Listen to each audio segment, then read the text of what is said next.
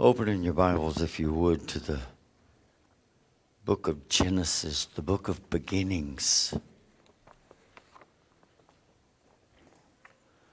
This is actually the second message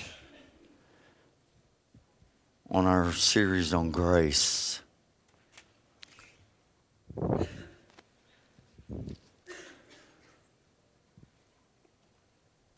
Our first was but God, and I always love those but God moments.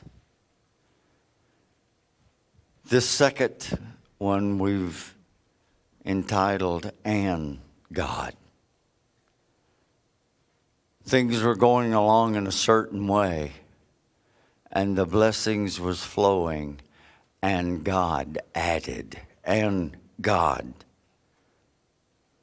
It always explodes when there's a but God or an and God. I don't ever want to take God for granted, but I love those moments so much. In 37 of Genesis, verses 5 through 7, it said Joseph had a dream, and when he told it to his brothers, they hated him all the more. He said to them, "Listen to this dream I had. We were binding sheaves of grain out in the field when suddenly my sheaf rose up and stood upright, while your sheaves gathered round mine and bowed down to it." Now, his brothers was much like me and you. They got kind of sideways with him about that. They did not like it at all. They got angry. They got jealous.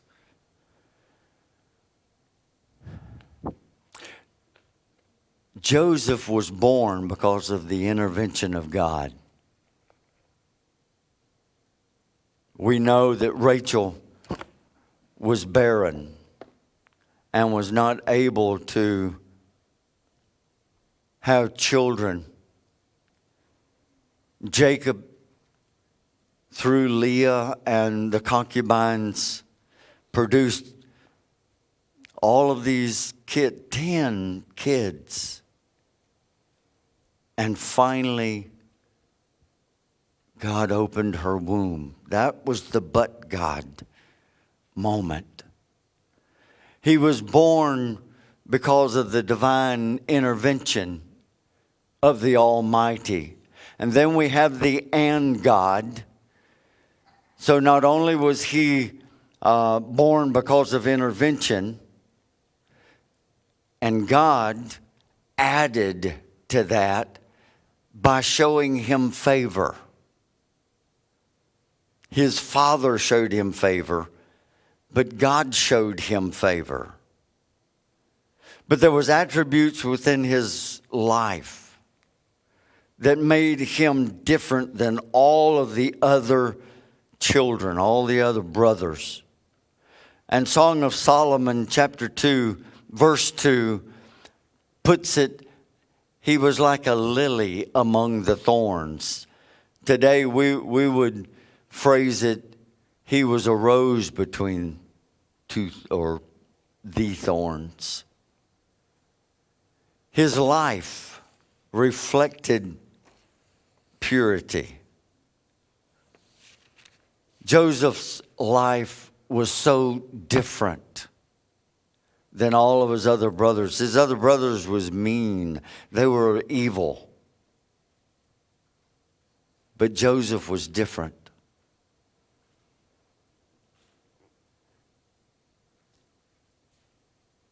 He went out to guard the sheep with two of his brothers. And what he saw them doing shocked him. So he told his father because he needed to.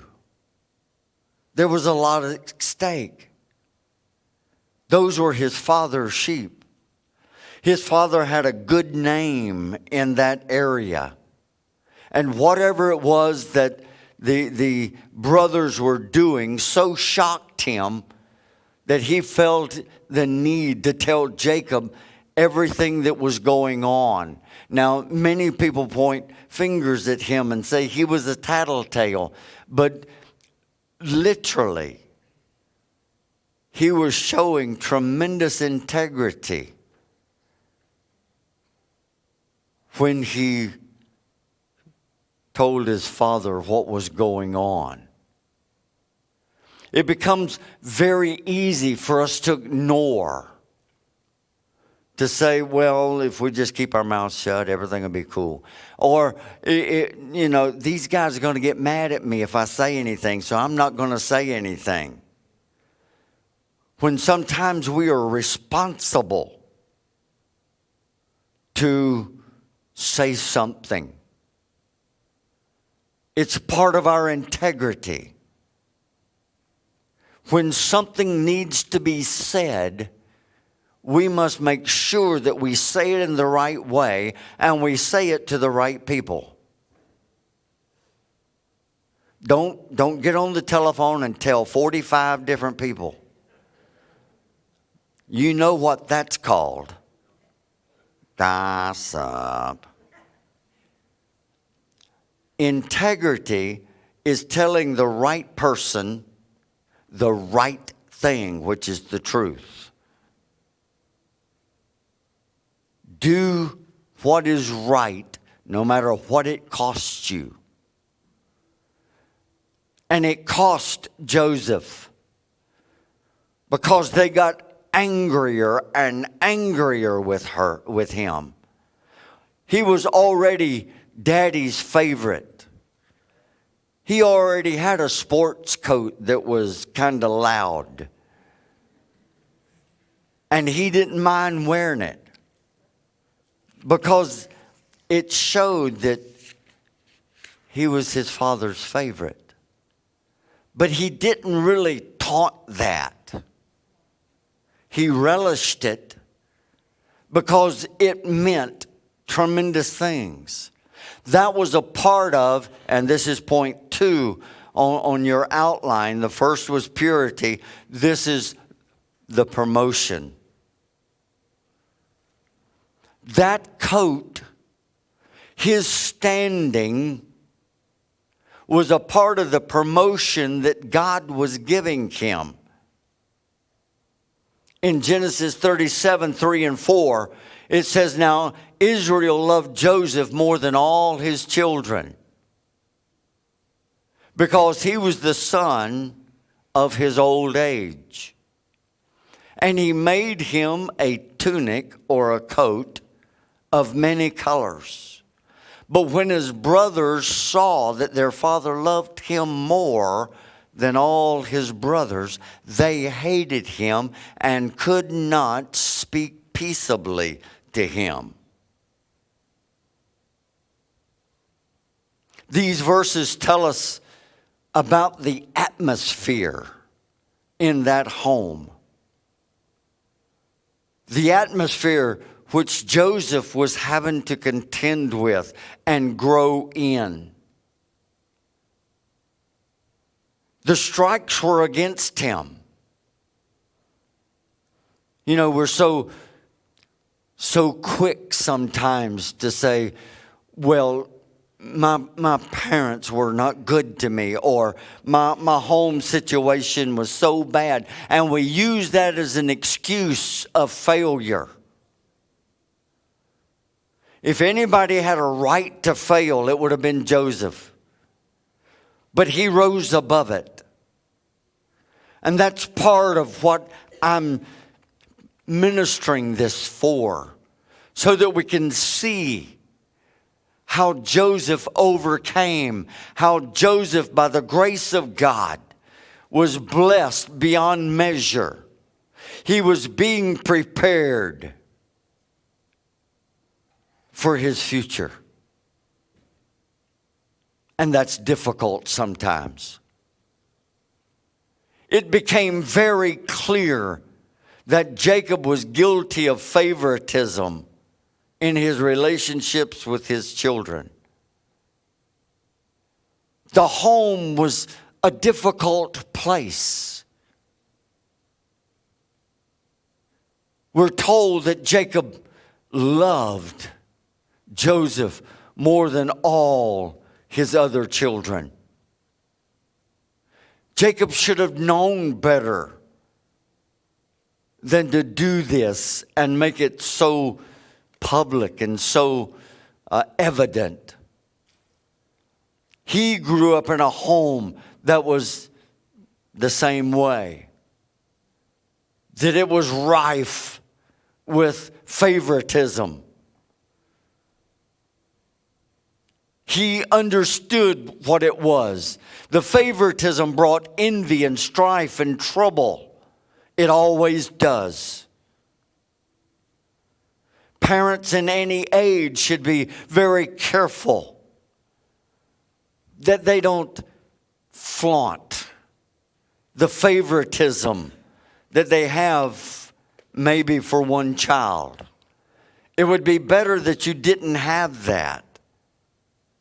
But if you do, don't rub it in the other kid's face. That's asking for trouble. Do your best to always treat children as equals, as far as possible. Jacob's choice of Joseph did not arise purely from a desire to elevate him above his brothers. That's not where it came from. I know that when we read this, we think that Jacob wanted Joseph to rise above the others. But it appears from the text that Jacob had chosen Joseph to be head of the household on his death.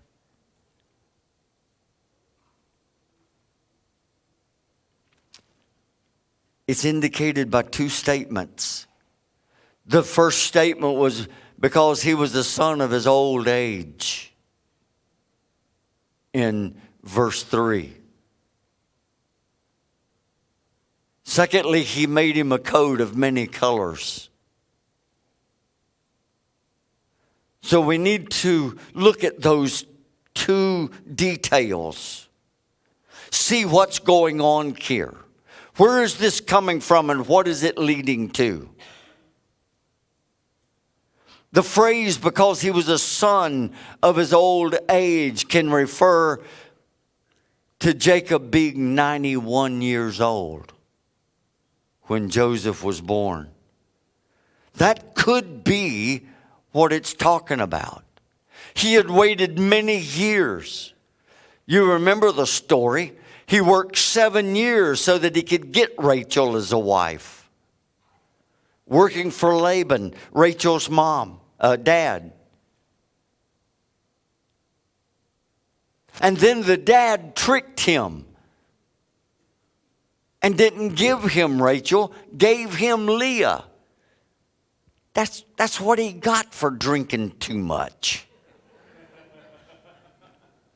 He's not the only one that's had, woke up. What did I do last night? When you're drunk on the Spirit, you don't have to ask that. I like to be filled with the Spirit, not spirits. But Laban took advantage of him, and he had to work 7 more years, 14 years. She must have been a knockout.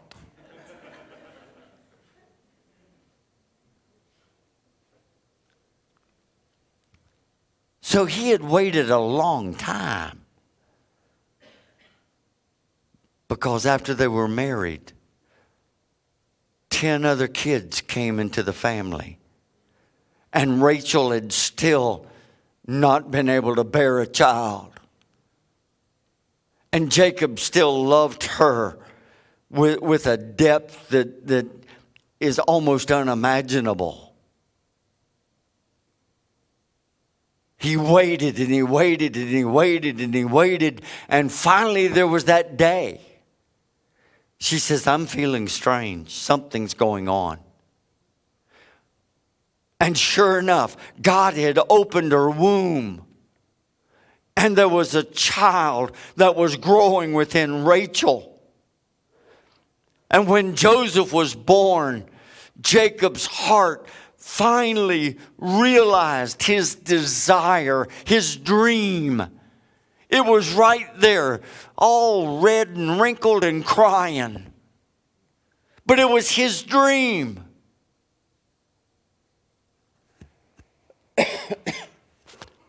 But there's another possibility of the meaning. The phrase can also be translated because he was a white head on young shoulders. One points to Jacob, the other one points to Joseph. But that translation would fit the words that are there. This might mean that Jacob saw the wisdom and the strength of character in Joseph that was missing in the other sons. Jacob is 108 years old when this event takes place. He does not know how much longer he's going to live. He needs someone, one of his sons, to take over the enterprise whenever he dies. The oldest son, Reuben, he was the likely, whatever thing pointed to. He was the oldest son. He was the one that was deserving, according to tradition, of the double portion. But there's a little thing called incest. And Reuben had committed incest with Jacob's concubine, Bilhah, in Genesis 35:22. That disqualified him. The oldest sons of Bilhah and Zilpah, the handmaidens that were giving to him, they would not have been Jacob's first choice because they were not from his actual wives. So the only choice that remained was Joseph, the eldest son of his favorite wife. So I believe that he was grooming Joseph to take over the enterprise, to take over all of the hundreds and hundreds of sheep, the land. We're also told that Jacob made Joseph a coat of many colors.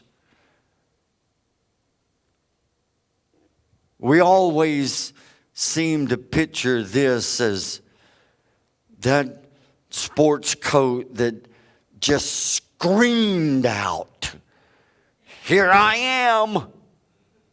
I'm special. Father loves me more than he loves you."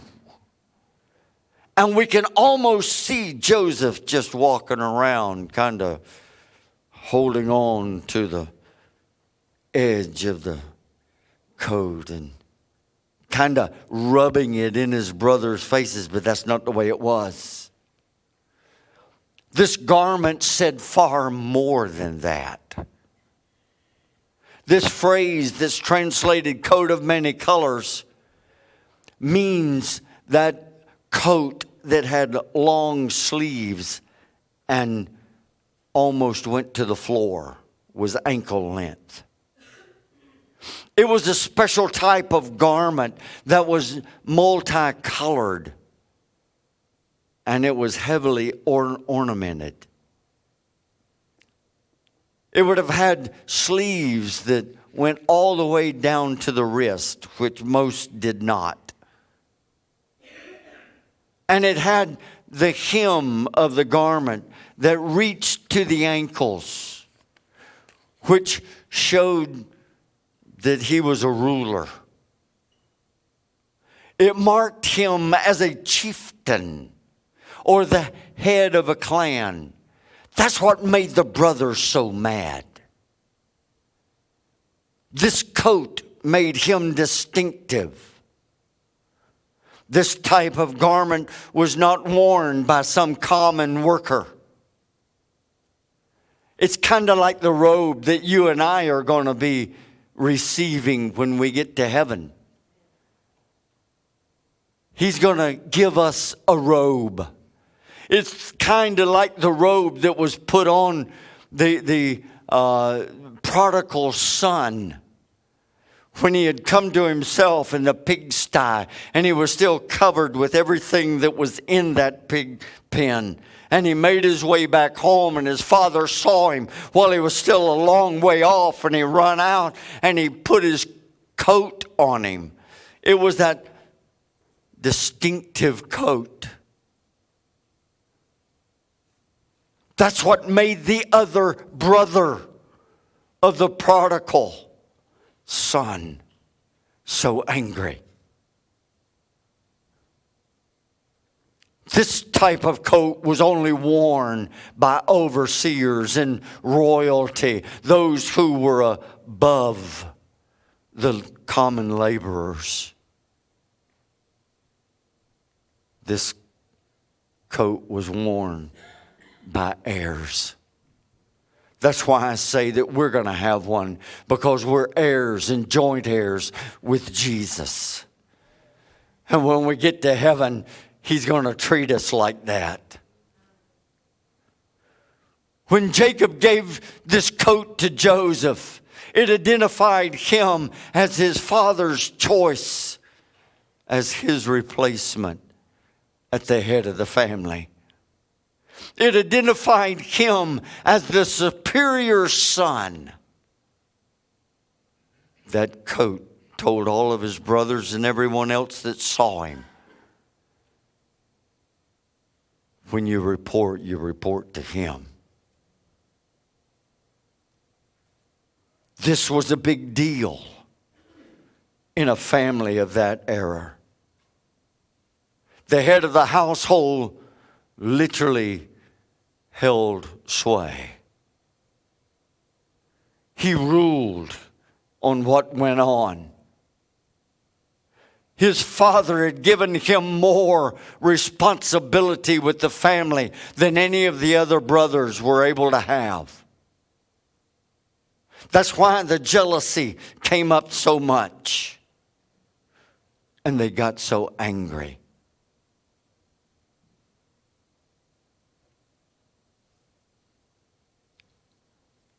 When the other brothers saw Joseph wearing that garment, they knew exactly where they stood. But more important, they knew where he stood in the pecking order. But the Bible makes something very clear. Joseph carried or conducted himself very well. And he earned the respect of his father. And as time went on, his father gave him more and more responsibility in the family. He carried himself so well and proved himself to be trustworthy that his father literally appointed him heir in his place. By the way, this position would have also entitled Joseph to a double portion of all of the inheritance. And that just ate at the heart of all the other boys. Sometimes a pastor sees that going on in a church. Somebody gets saved and they begin to work for God, and they give themselves so totally to God that God begins to bless them and elevate them. And then others get jealous of that new person. And we get judgmental. And I've actually seen Christians try to tear them down and put them in their place. It ought not be. And we guard ourselves against that. But that was happening in Jacob's family, and Joseph's brothers were guilty. All the attention from Jacob toward Joseph created a tremendous jealousy within his brothers. In fact, we're told that they hated him and could not even speak peaceably to him. That word hate is extremely strong. It has the idea of a person or a thing that detests or despises someone else. They don't even want to be in their presence. They will have no contact. And if they do, it's hostile. The brothers of Joseph wanted nothing to do with him.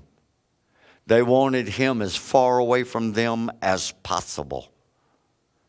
They could not even say hello, or in that day it was shalom, when they met him, when they saw him. They didn't have a kind word for their brother. Everything was spat out. Everything had that connotation of, I hate you. Every day was the same thing. From the time you get up until the time you go to bed. But Joseph rose above that. And he conducted himself and he carried himself very well. That means that he was very cordial and very kind to all of his other brothers. Now I've given you quite a bit to chew on. So now let me quickly make some points of application before we move on. When we live a life of integrity and holiness, now I'm talking about me and you. When we live a life of integrity and holiness, the Father notices. That's what happened with Joseph. That's what will happen with us. When you as a Christian, you show integrity. When you as a Christian, you show the holiness of God. And we're commanded to.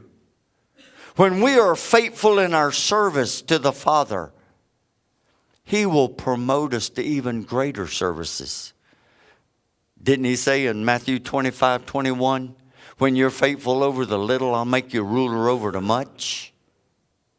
So when He finds out that you can take care of things properly, then He will give you even greater things that you can rule over. The true character of our heart is revealed in our faithfulness, in our service to God. As we're faithful to Him, as we uphold Him, as we bring honor and glory to His name, He knows that He can trust us. It's more than just reading a few scriptures and saying some quick prayer. It's a heart thing. When we literally love Him with all of our heart, when we give God all of our heart, all of our mind, all of our being, when we're serving Him with faithfulness of what He said do, He takes notice of that. You want to grow in God? Be faithful in your service to Him. Show integrity. Show holiness. The second thing that we can apply from what we've gone through here this morning. When we're promoted, we must not boast about our achievements. Don't you get proud.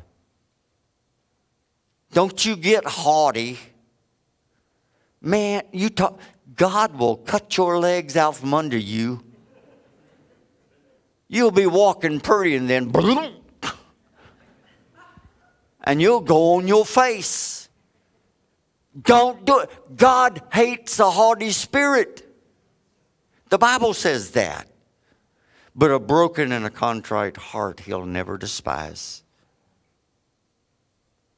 So when we get promoted, we must not boast about our achievements.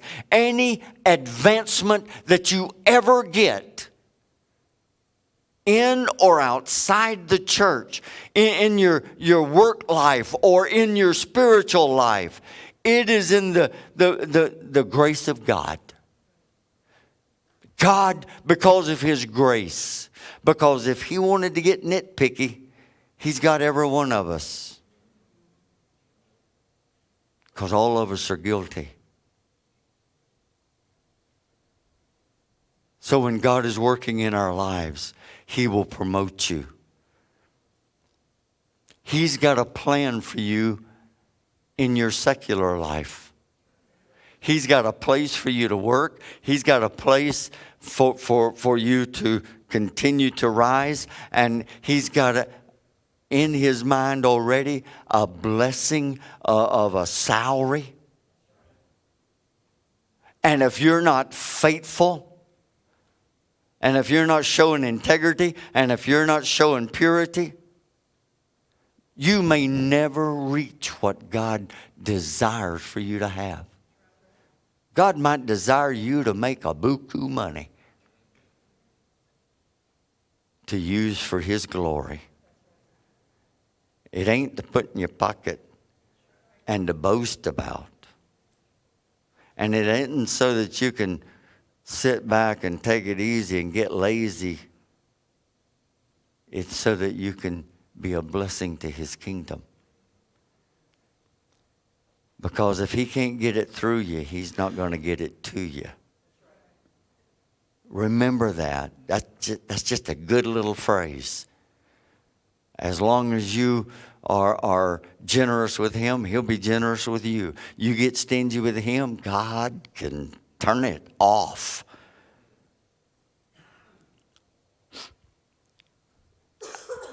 Every once in a while, God will just reach up and tear a little hole in your pocket. And everything you got in your pocket will fall out. Not literally. Don't take me literal. Somebody will go out of here and say, you ought to heard what Pastor Lewis said. He said, God would tear your britches. Well, He'll do that too, but He'll cause it to go away.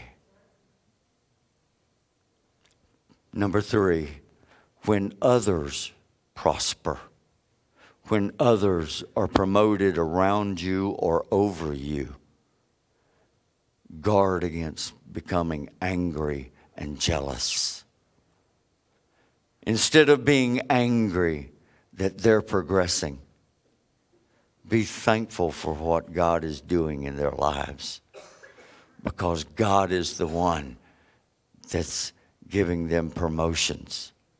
Your true self will be revealed on how you respond to the promotions, the blessings, and the achievements of those that are around you.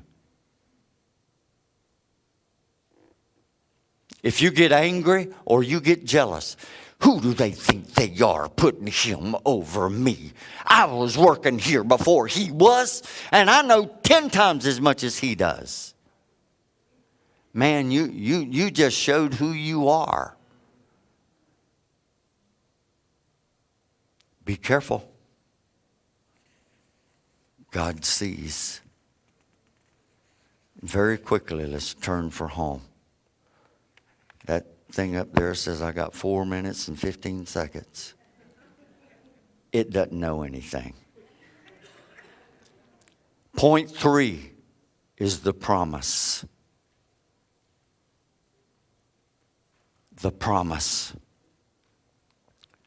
As trouble was brewing in the family, God was working in the life of Joseph. God spoke to Joseph in 2 dreams.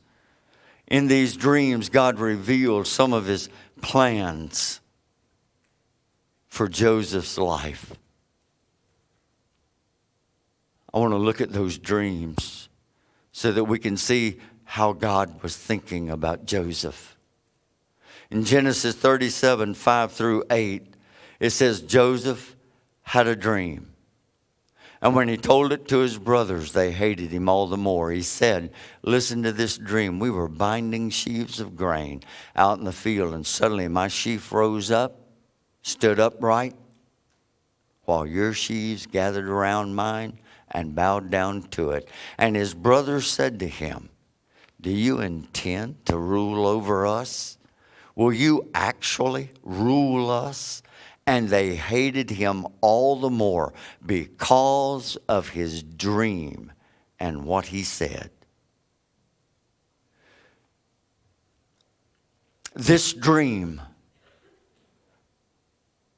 is that and God moment. And God revealed to Joseph what his future was. And God will reveal to you your future in him. So this first dream was of Joseph and his brothers gathering grain in the field, and they were cutting wheat and binding it into sheaves. And in the dream, Joseph stood up and his brothers bowed down. And his brothers immediately interpreted the dream that Joseph had. And they interpreted it to mean that Joseph thought that one day he would rule over them, and their reaction was anger. It wasn't Joseph that created that dream, it was God. And they defied the dream, and they hated Joseph even more for having that dream. And then Genesis 37, 9 through 11 covers the other dream, the second dream. The second dream consisted of the sun, moon, and 11 stars all bowing down to Joseph. And this time, not only did he tell his brothers, but he told his father also. And Jacob understands the implications of the dream and issues a very mild rebuke, but a rebuke nonetheless. But we're told that he kept the matter in mind. He put it in his heart and he carried it with him. Jacob is having his choice of Joseph confirmed by that dream. God is saying through that dream to Jacob even, good choice, because it's my choice too. And his brothers grow even wilder. Not only has their father apparently chosen Joseph over them, but now they see God speaking through Joseph and elevating him. These things created even more jealousy and more misery for Joseph. I want you to note that Joseph didn't seem to share that dream because he wanted to brag or boast. He told them because it was so strange. He was as shocked as they were. And he just needed to share it with some others. I don't see any impurity there, and I don't see any haughtiness there. These dreams are a first indication that God has some big plans for him. Eventually, they'll all be fulfilled. Oh, he's going to have to go through some hardship. He's going to have to go through some trying times. I believe it was these dreams and him looking back upon them that sustained him as he was in the pit and his brothers had turned against him. I believe it was the dreams that sustained him. When he was working in Potiphar's house and Potiphar's wife tried to take advantage of him and then had him thrown into prison, it was the dreams that reassured him that God had a plan for his life. And that's not the plan. Everything will turn out right. There's a truth here about dreams. Seldom does God ever show you his plans in a dream. Once in a while, yes, he will. But we have his word. They didn't have the word. We have a full compliance of his word. Any dream you have, if the word doesn't back it up, then it's probably not God revealing anything to you. So search the word and see if it's backing your dreams up. The Bible speaks to many issues, dreams usually to one. Then there's another thing, there's a truth about hope that's here. In the dreams Joseph received, that shadow of the promise was revealed. He held on to those dreams, and they sustained him. Let me say something to you. I don't care if you're old or young or in between. Hear what I'm saying. Because I believe this is timely. When God births a dream in your heart, let nothing take it away. I don't care if every hardship known to man comes your way. Don't let it take that dream away. When God births something down inside of you, let it reassure you that God is going to accomplish what he said he would. He's never failed me yet. It'll be in his time, in his way. And then one other thing, very quickly. There's a truth about hatred. When you serve the Lord, live clean and follow God's dream that he's given to you. But know that people's going to get sideways with you. They're not going to like it. And they're going to do everything they can to stop you and to stop it. Don't be surprised when they hate you. They hated the Lord. He said they'd hate you too. John 15:18-20 says, if the world hates you, keep in mind that it hated me first. If you belonged to the world, it would love you as its own. As it is, you don't belong to the world, but I have chosen you out of the world, and this is why the world hates you. Remember what I told you, a servant is no greater than his master. So if they persecuted me, they're going to persecute you also. If they obeyed my teaching, they will obey yours also. Don't let the haters stop you from achieving the fullest potential that you have in the Lord. And let me say one other thing very quickly. If you need other people to tell or determine who you are, then you're missing what God's got for you. If who you are depends on what they think of you, then you're going in the wrong direction. If you don't know who you are in Jesus,